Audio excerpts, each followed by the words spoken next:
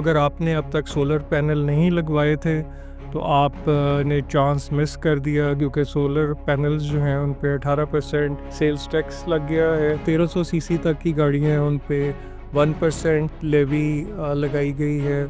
जो 1300 से 1800 तक की गाड़ियां हैं उन पे 2% लेवी लगी है। आने वाले दिनों में हम ये देखेंगे कि गाड़ियों की कीमतें जो हैं वो भी बढ़ रही हैं। गुड न्यूज़ है वो उन लोगों के लिए है जो रियल एस्टेट के बिजनेस से मुंसलिक हैं, क्योंकि रियल एस्टेट में जो विदहोल्डिंग टैक्स है उसको 4% से कम करके 2.5% कर दिया गया है। फेडरल एक्साइज ड्यूटी जो 7% लगी थी कमर्शियल प्रॉपर्टी पे, उसको अबॉलिश कर दिया गया है। ई कॉमर्स के लिए भी आई थिंक आने वाले दिनों में थोड़ी सी मुश्किलात हैं, क्योंकि ऑनलाइन जो भी बिजनेस है उस पे 2% टैक्स जो है वो अब लग गया। और एक और जो खुशखबरी है इस बजट में वो सैलरी क्लास के लिए है कि 6 लाख तक की जो एनुअल इनकम है उस पर कोई टैक्स नहीं है, और 6 लाख से 12 लाख तक की जो एनुअल इनकम है उस पर 5% से कम करके टैक्स को 1% कर दिया गया। 12 लाख से 22 लाख तक की जो स्लैब है उसमें टैक्स को 30,000 से 6,000 कर दिया गया, और जो 22 लाख से 32 लाख है उस पर 15% को कम करके 11% कर दिया गया। ओवरऑल अगर हम देखें लेमैन के लिए